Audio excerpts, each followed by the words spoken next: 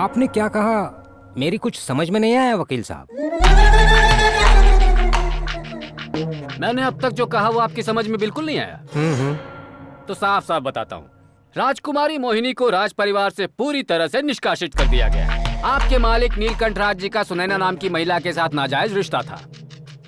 Financial problem चल रही है। जल्द ही पट्टे पर दिए जाने वाली जमीन के कानून पर कोर्ट का फैसला आने वाला है। ये सारी बातें हम राजकुमारी हेमावती को जाकर बताएंगे। गोवर्धन वकील जो मुंह में चबाता है वो लोगों का दिमाग होता है। ऐसा जो लोग कहते हैं वो गलत नहीं है। शिवबाहु, मेरी चापलूसी करने की जरूरत नहीं। मेरे पैसे लेकर आए हो कि नहीं? जितने पैसे मैं निकाल कर लाया हूँ वो सारे के सारे तुम्हें नहीं दे सकता।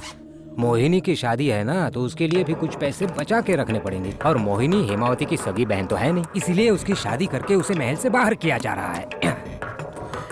अब मुझे जाना होगा। अच्छा, शादी में आना मत भूलना। और हाँ, राजकुमारी हेमावती ने कहा है कि उसे आपसे कुछ बात करनी है। हेमावती? आखिर तुमने धमाका करने का फैसला कर ही लिया, लेकिन कहीं हेमावती उस महावत के कहने में आ गई तो? उसके कहने में? हाँ? ऐसा तो होने से रहा।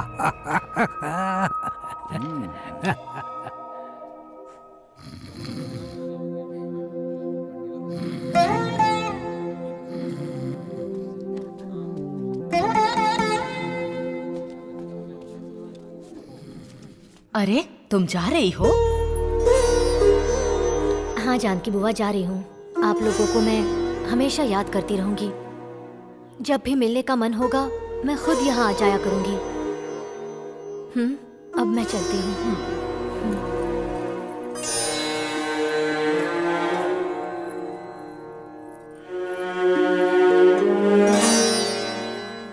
मरते दम तक मैं तुम्हें भूल नहीं सकती। हम दिमाग को वश में कर सकते हैं, लेकिन अपने मन और शरीर को नहीं। मैं उदयराज की धर्मपत्नी बन चुकी हूँ। अब से मैं सिर्फ उन्हीं की हूँ, लेकिन फिर भी हरे कृष्णा की जो यादें मेरे मन में बसी हैं, मैं उन्हें नकार नहीं सकती।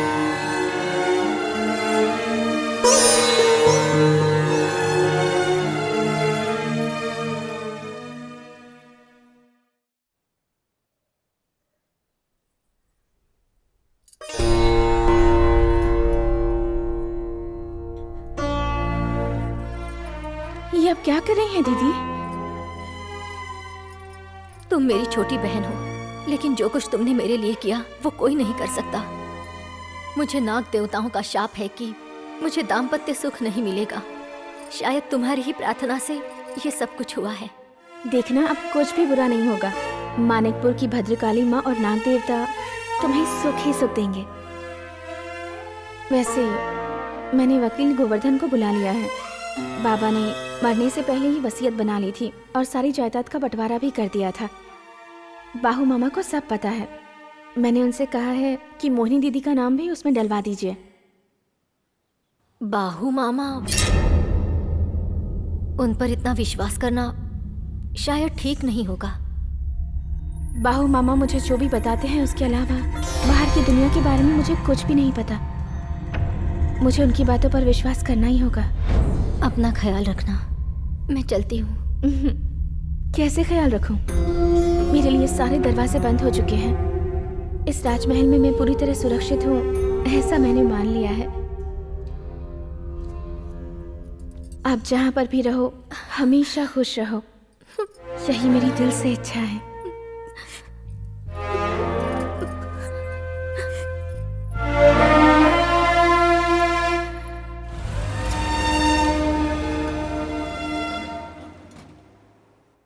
आप राजकुमारी मोहिनी को कितना हिस्सा देना चाहती हैं ये बताइए, क्योंकि पूरी जायदाद का बंटवारा होने वाला है, जिसमें पैसे, जमीन, गहने और तहखाने में रखे सभी कीमती सामान के 2 हिस्से होंगे।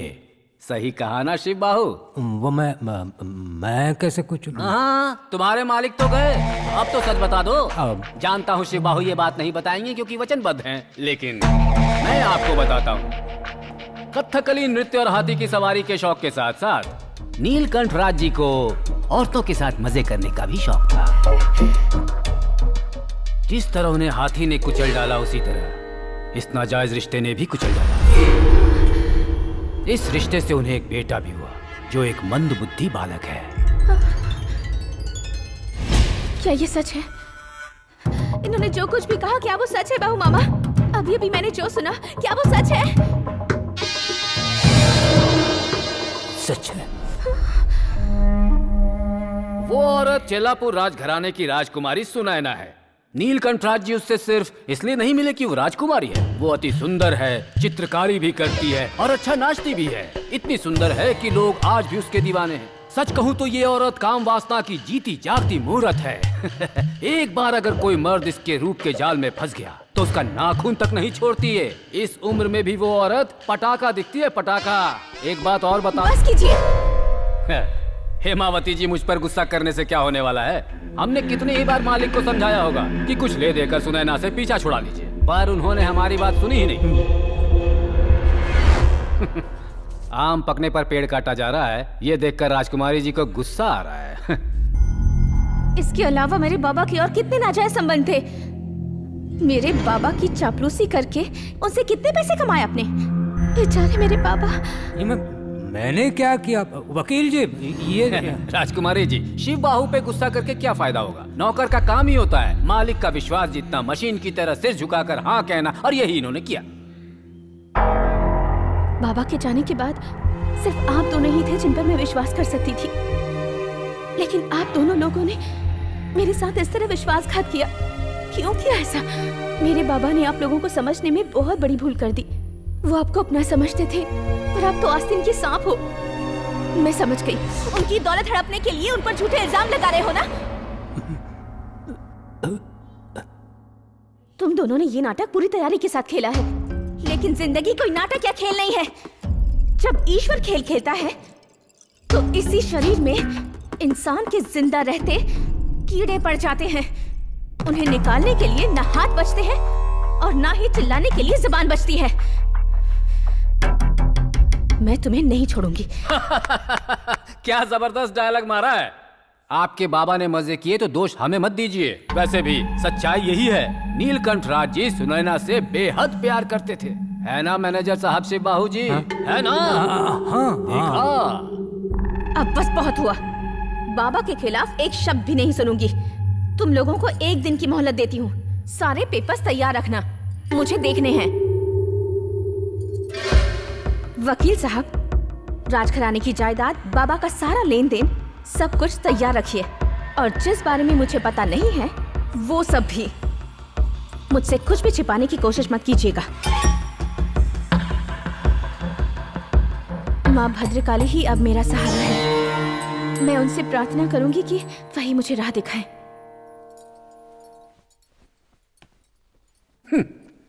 अभी तक हमने खेल शुरू भी नहीं किया, लेकिन इन्होंने हमें धमकाना शुरू कर दिया।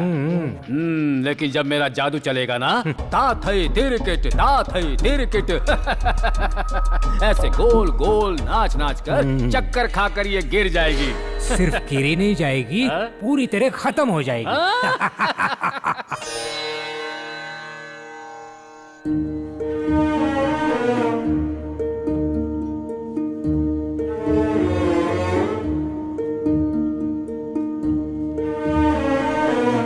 नानी माँ को कितनी बार समझाया कि खाने में नमक और मसाले कम डाला करो, लेकिन उनसे कहने का कोई फायदा नहीं।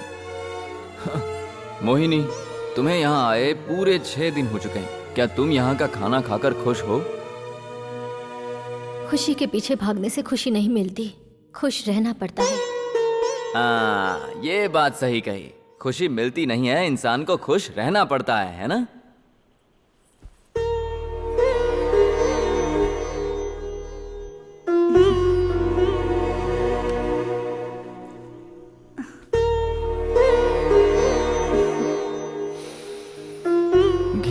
पकवान और ये मोगरे की खुशबू, आज तो अच्छी नींद आएगी। शादी के बाद इतनी सुखी लाइफ मिलेगी मुझे पता भी नहीं था। कल सुबह भी तुम मेरे लिए बहुत ही अच्छा सा नाश्ता बनाना। तुम्हें नींद आ जाए तो लाइट बंद कर देना बस।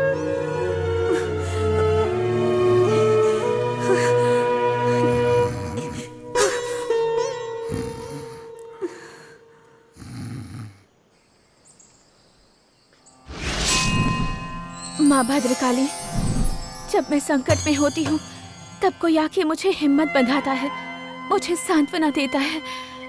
मेरे मन की तकलीफ दूर करने वाला, मेरे आंसू पोंछने वाला वो इंसान कहाँ है माँ?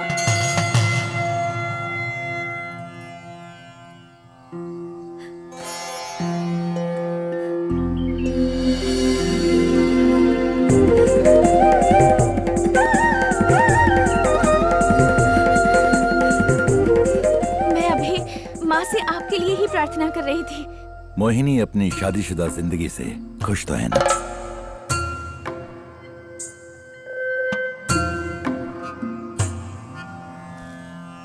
उदयराज बहुत पढ़े लिखे हैं, लेकिन पढ़ना ही काफी नहीं होता। दुनियादारी की भी समझ होनी चाहिए। विवाह के बाद पुरुष की जिंदगी में कई तरह के बदलाव आते हैं। उसे सच्चा पति बनकर अपनी पत्नी को हर तरह से संतुष्ट रखना और संभालना पड़ता है। अगर किसी कारणवश पति ये सब नहीं कर पाता तो रिश्ता वहीं खत्म हो जाता है। इस दुनिया में ऐसे अनेकों उदाहरण हैं।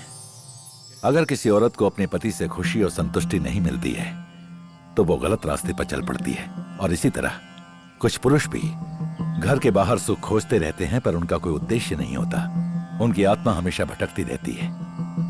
कुछ इच्छाएं हमें अंधा बना देती हैं। खैर वो सब छोड़िए।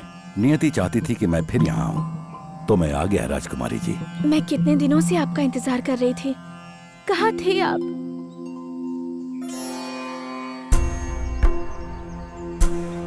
राजकुमारी जी आप जाइए, मैं अब यहीं रहूंगा। धीरज रखिए।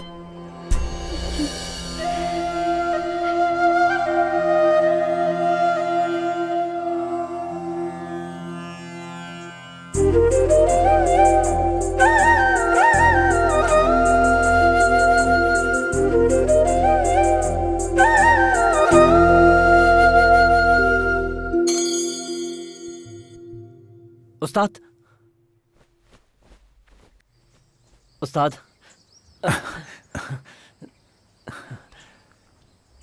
अब्दुल्ला, राजमहल में षड्यंत्रों का जाल बुना जा रहा है, जिसमें राजकुमारी हेमावती को फंसाने की कोशिश की जाएगी। और इस षड्यंत्र में जो इंसान सबसे अहम भूमिका निभाने वाला है, उसका नाम है शिवबाहु। और इस घिनौने षड्यंत्र में जिस शख्स को सबसे ज्यादा फायदा होने वाला है वो है गोवर्धन वकील। अगर ऐसा है तो इसका मेरे पास एक उपाय है उस्ताद। ये रामपुरी चाकू, किसी को पता भी नहीं चलेगा ये चाकू कहां से घुसा और कहां से निकला। नहीं, हम ऐसा नहीं करेंगे। हमें जान लेने का अधिकार नहीं है।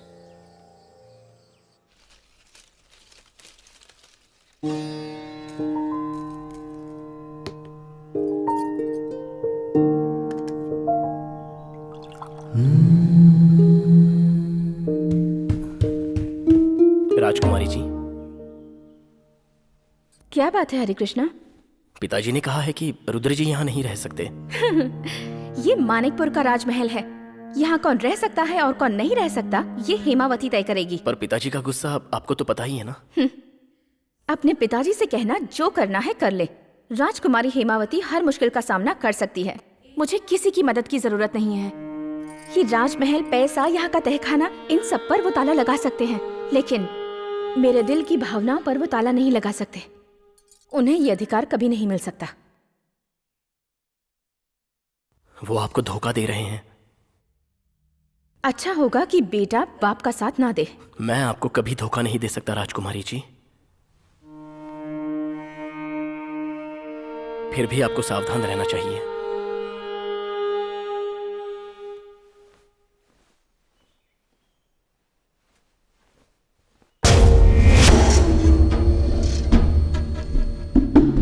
कमीने!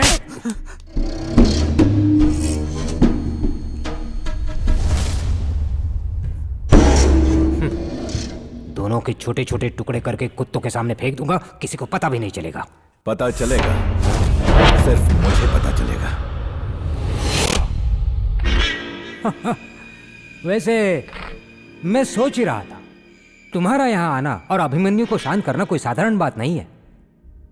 इसके लिए तो किसी राज घराने का खून होना बहुत जरूरी है। कोई राज घराने का बेटा ही ऐसा काम कर सकता है। शिवबाहु, तुम्हें पता है तुम्हारा बाप कौन है? जब भी मैं किसी की तरफ देखता हूं तो मैं उसका चेहरा नहीं देखता, उसका मन देखता हूं। सिर्फ ईश्वर ही है जो दुनिया के हर इंसान के मन की बात समझता है, वो माँ की कोख में पलने वाला बच्चा ही क्यों ना हो। ईश्वर के अलावा ये शक्ति सिर्फ रुद्र के पास है। इसी वजह से किसी शैतान के दिमाग में क्या चल रहा है, वो क्या करने वाला है, इस रुद्र को सब पता चल जाता है। मुझसे कुछ नहीं छुपता।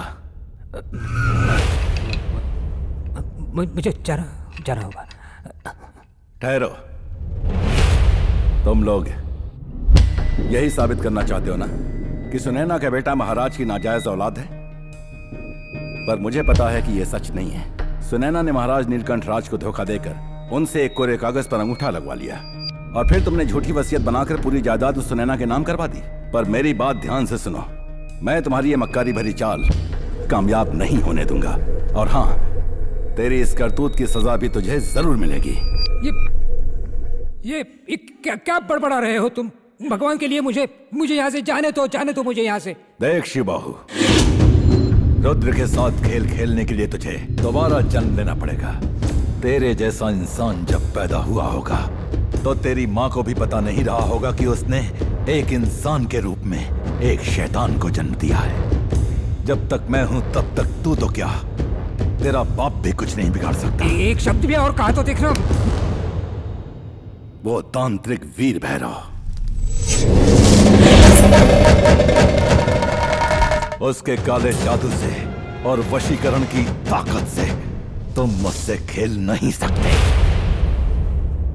तुम्हें लगता होगा यहां राजकुमारी हेमावती अकेली है, लेकिन नहीं, राजकुमारी के साथ मैं खड़ा हूं। जाओ, अपने हथियारों के साथ लड़ने आओ। तुम चाहो तो आमने सामने लड़ सकते हो या पीछे से वार कर सकते हो। मैं सबके लिए तैयार हूं। जाओ।